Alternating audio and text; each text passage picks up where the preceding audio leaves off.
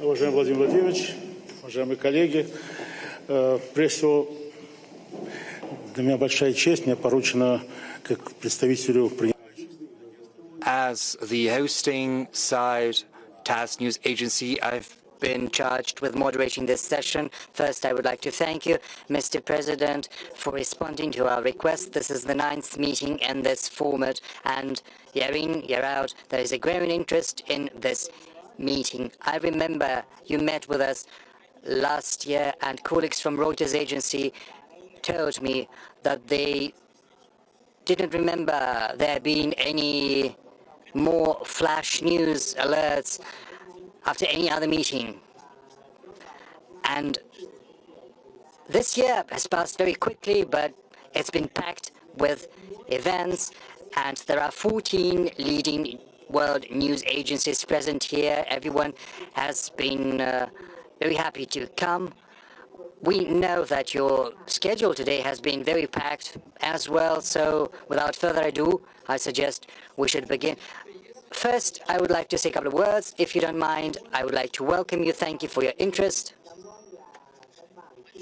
I think we've listened to a short but wonderful concert of top-notch quality. The hour is late. We're all in a very good mood, so let's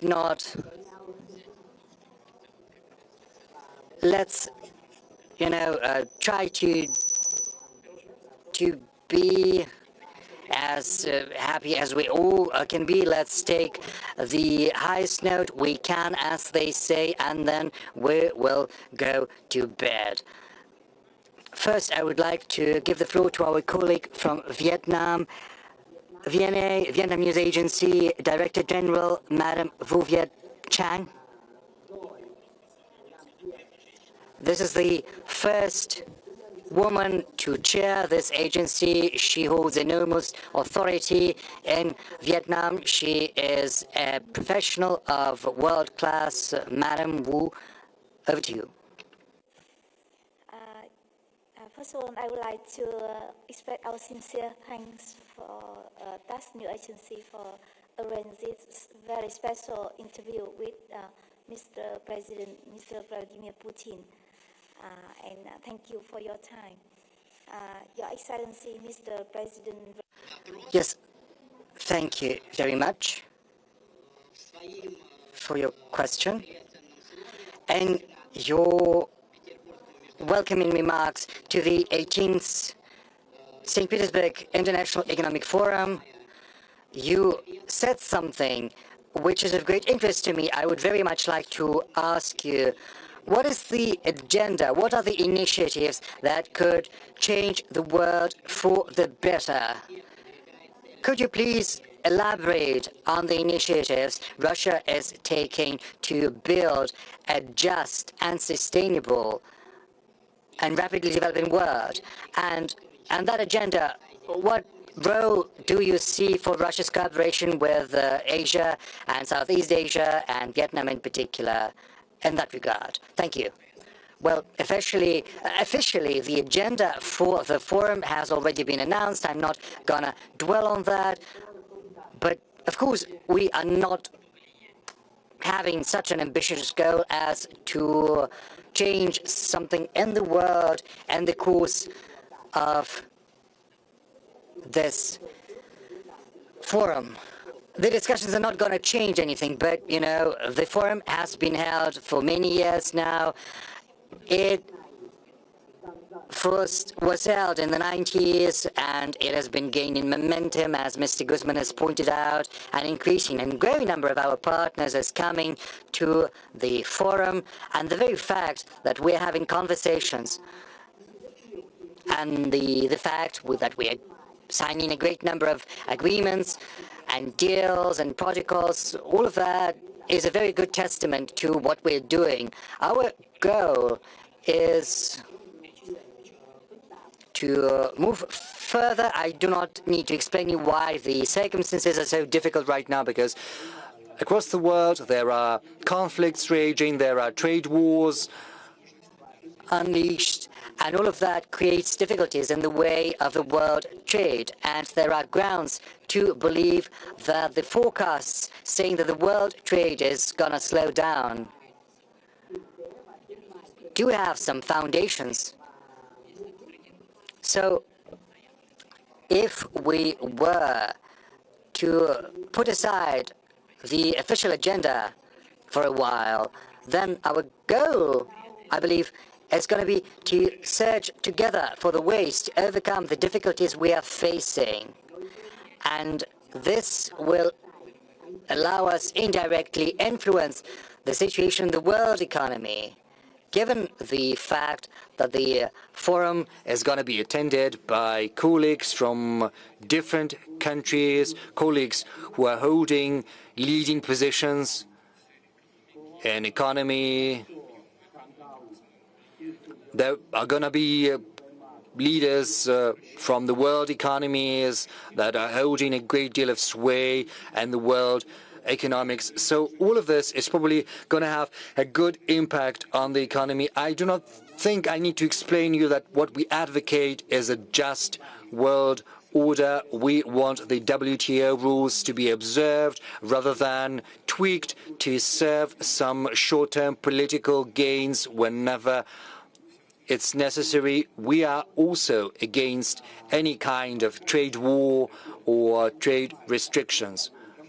As far as our cooperation with Southeast Asia is concerned, it's developing steadily year in, year out. Our trade is growing. I'm not gonna name the figures right now so as not to make a mistake, but this is absolutely true. Our trade is growing, and it applies to all countries of the world, Vietnam in particular. I'm going to speak a couple of words about Vietnam, but I believe that Southeast Asia is a very promising avenue because the share of the southeastern economies and the world economy, as well as the economic growth rates, are ahead of the average indicators across the world, and we believe that these countries are very promising partners for Russia. As far as Vietnam is concerned, we have a special relationship with Vietnam. Everyone is well aware with that, starting from the 1950s or 1960s. It was particularly evident when the Vietnamese people fought for their independence. But since that time, it's been long. The world has changed, as have our countries, but this relationship of friendship and cooperation still persists. We have a great number of projects. There's the tropical center. There's also the energy, because we're working both in the Russian territory and in the Vietnamese territory, and we are willing to expand this cooperation, providing our Vietnamese partners with a chance to work in Russia in hydrocarbons. We're also cooperating in agriculture. Strange or bizarre as it may sound, Vietnamese enterprises are investing in Russian agriculture to the tune of billions of US dollars, and they have been performing admirably over the recent years. Many are certainly aware of these investments, and we will keep creating conditions to make sure that our entrepreneurs and business people from Vietnam feel as comfortable as possible. We also have some good groundwork in humanitarian sphere. I refer in particular to trained professionals. There are several thousand Vietnamese students studying in Russian universities, different faculties, and we will support this process because it's beneficial not just to Vietnam, but to us as well, because we are creating a very good human foundation for further developing our relations. I have been to Vietnam, and my delegation and I have met with the graduates from Russian universities. It's as if I had got back to homeland, because the atmosphere was very amiable and very friendly, and there is a huge deal of interest among all of these people to work with Russia. They're willing and they want to work with Russia, and what's more important, they've got the opportunities for that. The last visit of the General Secretary of the Communist Party of Vietnam to Russia has but confirmed that all of the plans we've got with Vietnam are absolutely realistic and are implementable, and we will keep pursuing the goals and accomplish them.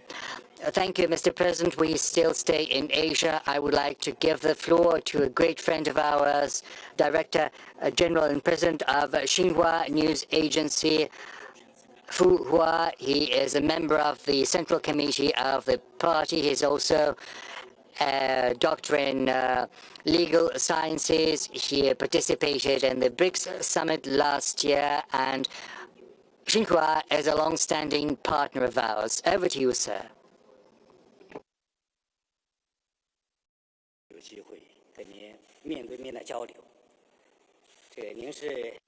Thank you for this opportunity to ask a question. Mr. President, you are a long-standing and close friend of the Chinese people.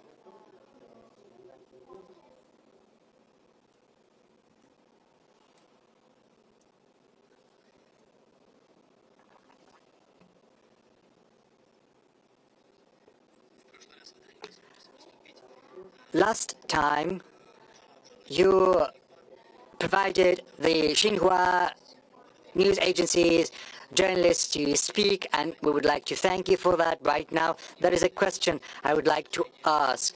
Over the recent years, the Chinese-Russian relations of strategic partnership and comprehensive cooperation have been performing very well, making a contribution to strengthening mutual political trust. What do you think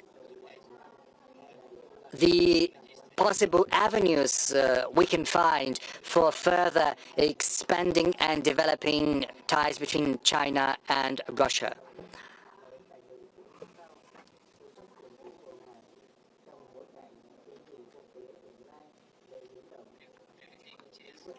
Last time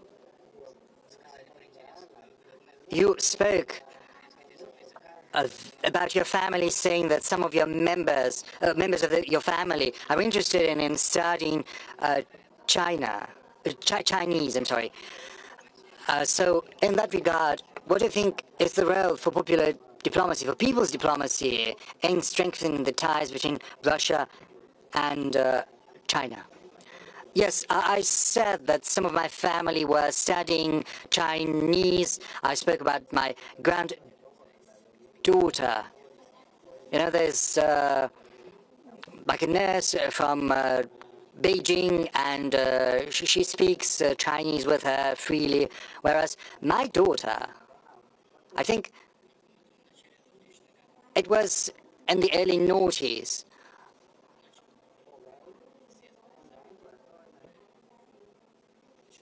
my daughter decided to dive into Chinese. She simply wanted to study the Chinese language. But, you know, using that as a starting point, I can tell you there is a growing interest in studying Chinese in Russia. And there's nothing surprising about that. There is nothing in this that would set the Russian-Chinese relations apart or different from our relations with any other country. Because if there is a country with which our relationship is growing, if the economic ties are growing, then there is a growing number in professionals who can speak either English or German or, say, French, as it used to be in the 19th century, because French is still considered to be the language of diplomacy. But, well, now it has been supplanted with English to a certain extent. But now, as for growing contacts in different spheres, all of that pushes us towards the idea of studying the language. I think we've got 51,000 Chinese students studying in Russia, 21 or 25,000 Russian students are studying in China. Our universities have fostered direct contacts, in particular between the Moscow State University and other universities and the universities and the People's Republic of China. We also have many humanitarian contacts. To cite an example, we organize thematic years of Russia in China and China and Russia on a regular basis. If my memory serves me right, we started this process by organizing the year of the Chinese language in Russia and vice versa for the Russian language in China. And it was not a coincidence because it gave a huge impetus to the interest and mutual interest. Moreover, 240 billion US dollars of trade, that's important. And Russia is becoming a prominent trade partner for China in terms of economy. The number of investment projects that have been planned are to the tune of 200 billion US dollars. All of them are very realistic and practicable. All of them are going to be implemented and put into practice. And that means that we need professionals speaking Russian from China and vice versa, speaking Chinese from Russia. And this is gonna be the case. This is gonna happen. Right now, in terms of purchasing parity capacity, China is the first economy of the world. Russia ranks fourth, and this will only get better. I said that last year. This is not about Russia's alleged pivot to Asia. This is just a natural course of action because our economies are growing. We noticed this trend back in the early noughties or maybe the late 90s, and we started to pursue this path, fostering our relations. This is not about short-term interest. To a large extent, and I'm not going to open a secret to you, this is happening due to the fact that our economies are growing.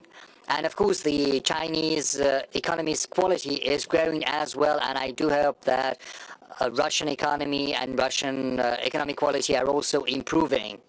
Maybe we'll get back to that. But what kind of priorities does it set before us?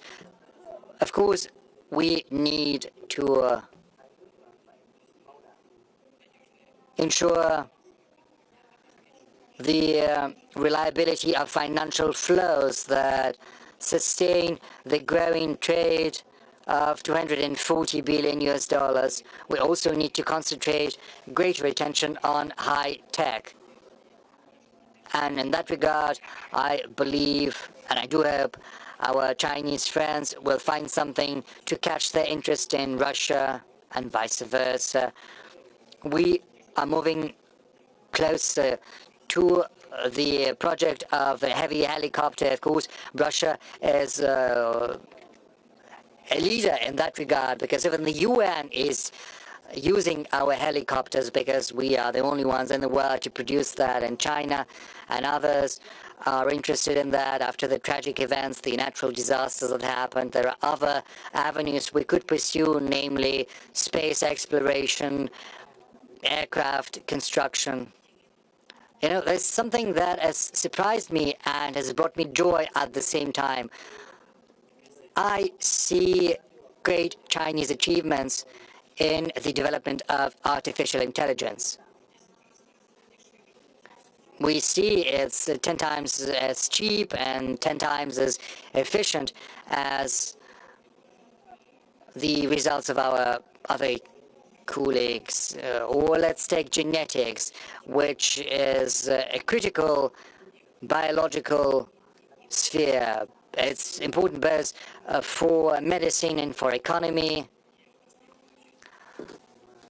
And there is another thing. We're also developing our military and technical cooperation. And this is certainly very important to ensure stability in international affairs. We have a whole track dedicated to that cooperation. Our defense ministries have the plans for cooperation. We hold exercises on a regular basis, and we will hold exercises this year. We're also cooperating in the military and technical sphere. We are aware of the wishes of our Chinese friends. They are interested not just in purchases, but also in an exchange of technologies, and we will going to pursue these plans. Let's move to Europe. I would like to give the floor to a representative of a country that is very well known to you, namely Germany. We've got the head of news desk of DPA. News desk is at the core of any news agency. Matej Romanchik is a friend of ours. He was with us last year. He worked in different spheres. So over to you. And when you did sport, well, you covered sport. What sport did you pay greatest attention to? Football, first and foremost. Thank you. Mr. President, thank you for the invitation and for the chance to be here. Good evening, Mr. President. The new Federal Chancellor, Friedrich Merz, has recently said that he could contemplate holding a telephone conversation with you. Do you think that would be useful? Would you like to have a contact with the new Federal Chancellor? Do you think Friedrich Merz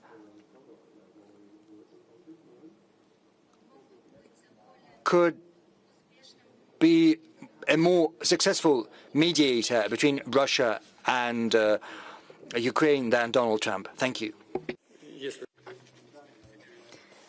If Mr. Federal Chancellor wants to call me and have a conversation, I have repeatedly said that we never abandoned any contacts and we are always open for that.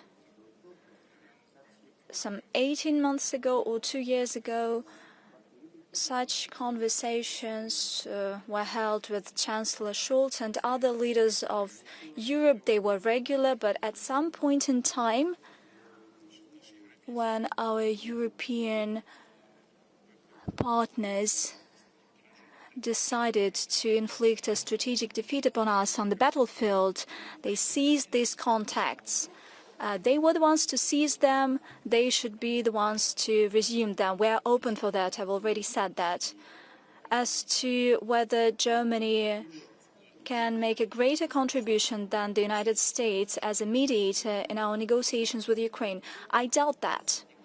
A mediator should be neutral. When we see German tanks, Leopards on the battlefield,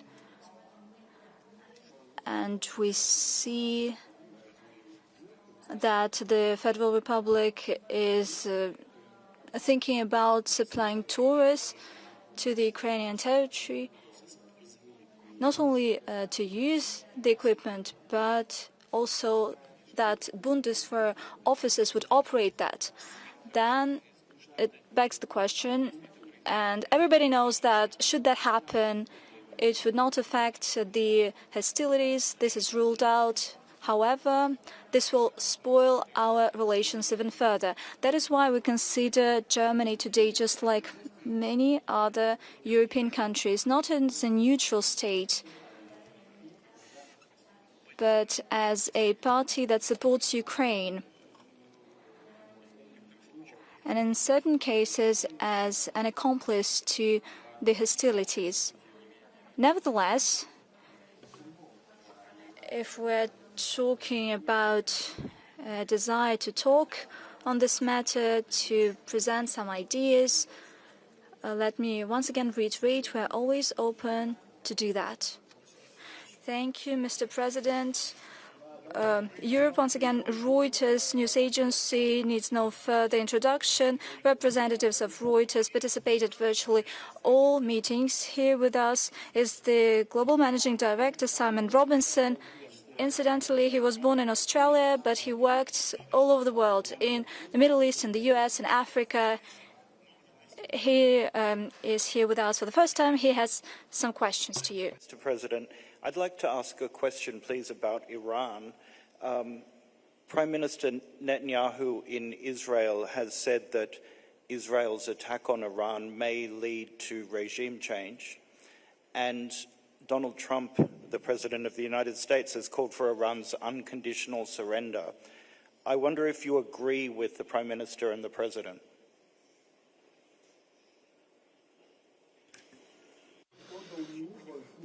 I didn't quite get your question. What do I agree with? What do you want me to agree all that? They said one thing and the other thing. And then you said, do you agree? What do I agree with? With either of their statements, that it could lead to regime change and that Iran should prepare for unconditional surrender.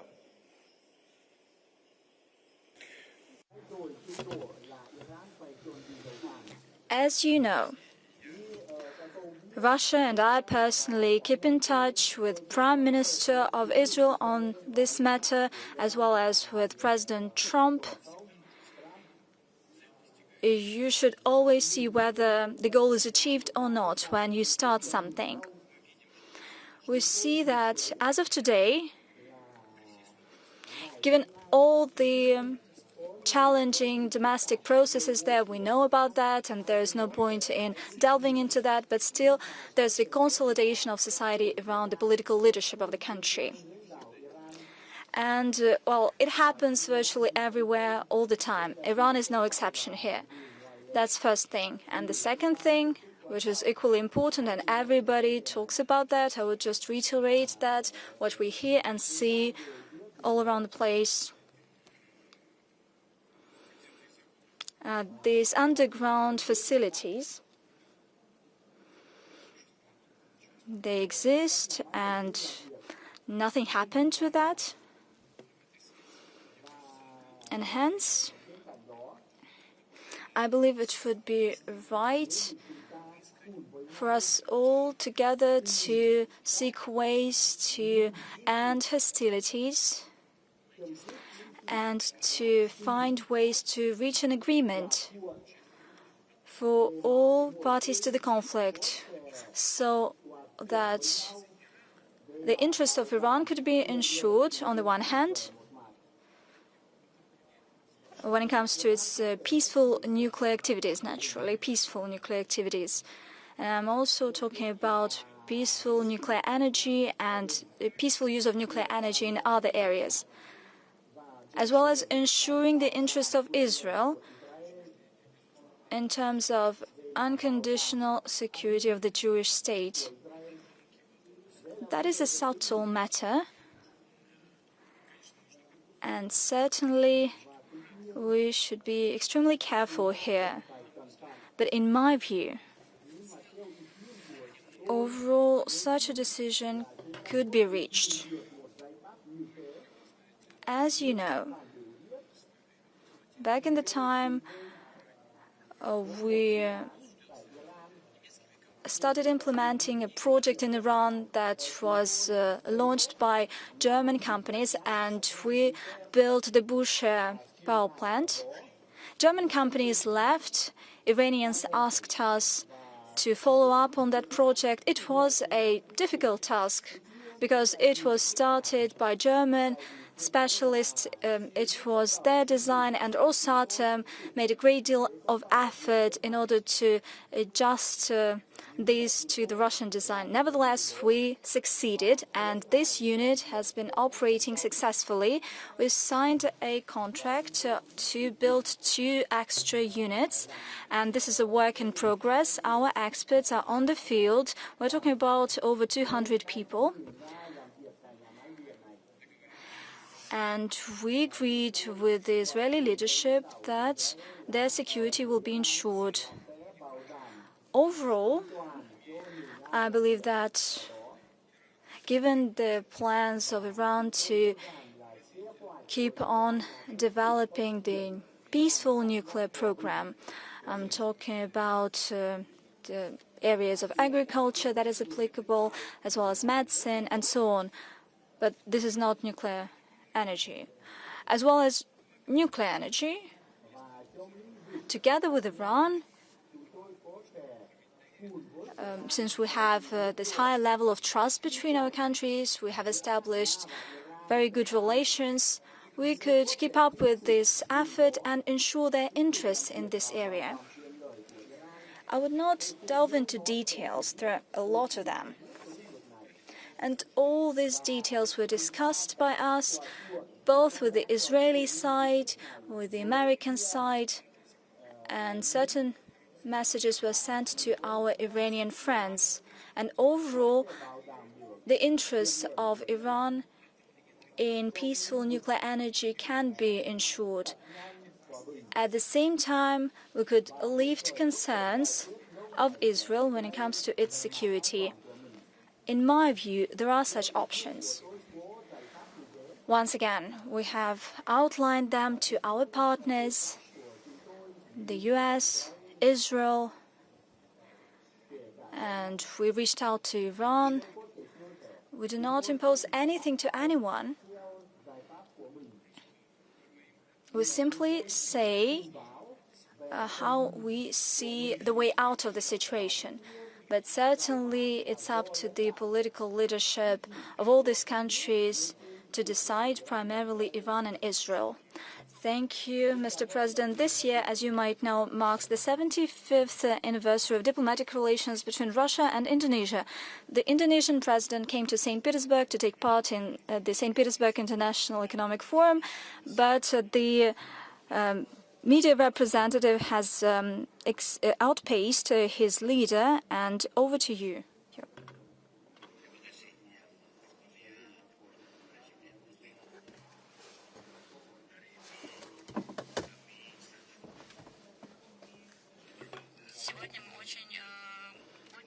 Thank you, Mr. President.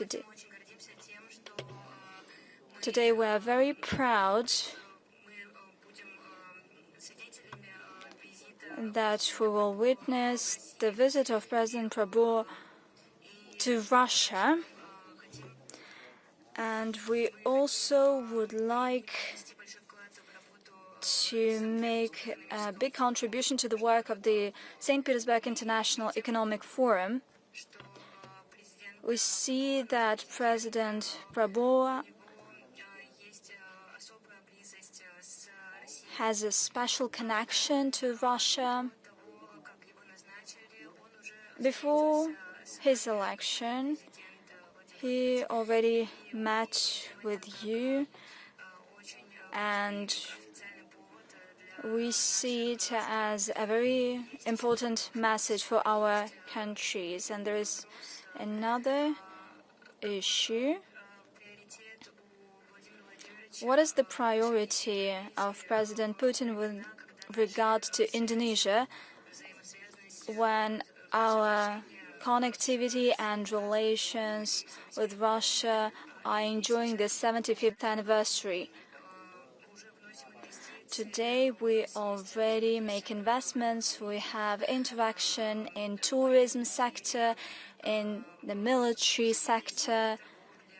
We cooperate in trade. Indonesia today tries to attract investment, especially from big countries where Indonesia has special programs in the development of nickel and the production of nickel. This product will be produced by Indonesia. That's the first question. And the second question, we would really like to know about Russia's contribution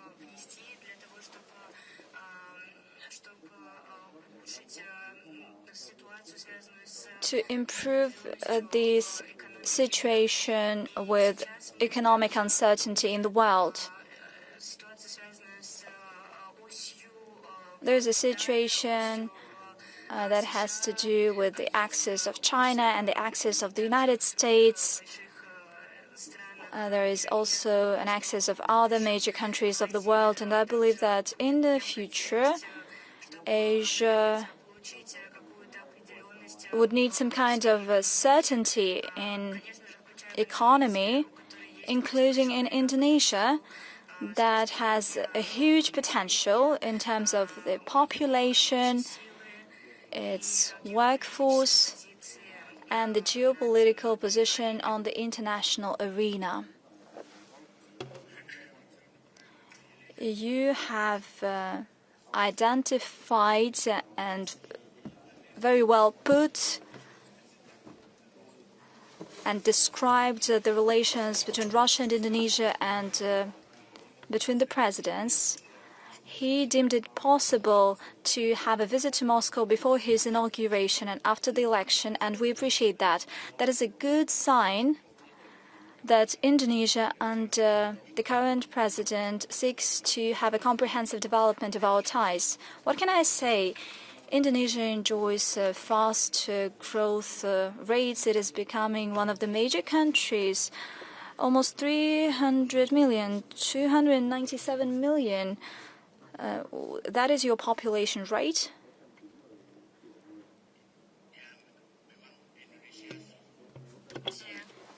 Indeed, that is true. What is your population? It's almost 300 million, right?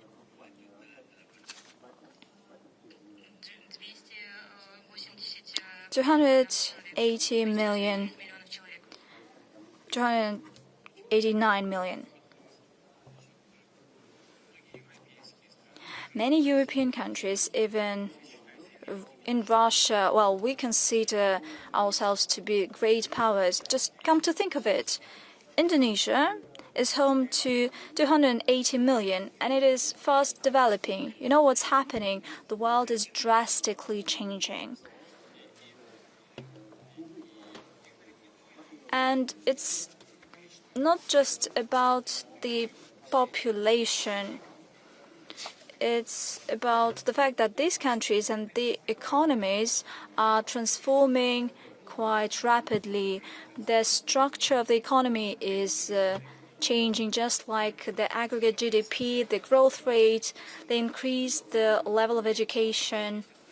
And all these countries naturally would fight to achieve a higher level of revenues for the population. This will inevitably result in a number of measures in science, economy, education. They reach very significant positions in the world, in the global economy, and that's how we treat Indonesia. On top of that, we have very good decades-long trust-based relations. Certainly, there are traditional areas of our cooperation. We'll keep on supporting them, but certainly we will try to diversify our ties. I believe that the level of trade today does not live up to our opportunities, and without any doubt, tomorrow we'll have a very meaningful conversation with the President of Indonesia. We'll discuss all priority areas for us. I would not like to jump the gun. He has just come to our country. Tomorrow we'll have several hours to talk to one another in detail. You have mentioned certain problems between the US and China with regard to tariffs and trade relations. Indeed, the People's Republic of China has a surplus, trade surplus, and probably we need to balance that. But I agree with my Chinese friends. We need to do that in a calm way during negotiations, and for sure we can achieve the necessary results. I have no doubt that certainly the United States will draw this conclusion at the end of the day. The current actions of the current administration, well, they lower up, they ante up the negotiation process, but at the end of the day, it boils down to mutually acceptable solutions, and I believe that that will be the case here as well. By the way, the President of China came up with this strategy, Belt and Road Initiative, that seeks to create conditions for interaction with neighboring countries, not only close neighbors, but also countries that share common approaches to developing trade and economic ties. And this approach is successful. It really is. Indonesia starts to work within BRICS, and it is doing that in a quite a confident way. We would make sure that Indonesia is becoming a full member of BRICS, that it enjoys dividends and benefits from this shared efforts. It could feel that the BRICS family and the BRICS rules have a favorable impact on your economic development, and BRICS countries, including Russia, are interested in bolstering relations with Indonesia on the tracks that are priorities to you. And once again, primarily, we're talking about high tech. We have a lot to offer to our partners from Indonesia, and I'm positive that Indonesians too would be happy to offer their interesting ideas to us. That is something that we'll discuss at length tomorrow with the President. Thank you. For many years, we had very close partner relations with our friends from the Kazakhstan media. We have regular contacts. At certain point in time, President of the Kazakhstan established a great complex, including this TV and radio complex of the President of Kazakhstan. Our colleague, Mr. Jaldinov, is currently Deputy Director. He's on the other side of the table. Over to you. Mr. President, thank you for the invitation. My question is as follows. The economic cooperation between Russia and Kazakhstan still has positive dynamics. What do you think our countries can do in order to stimulate further development of trade and economic ties between Russia and Kazakhstan, especially against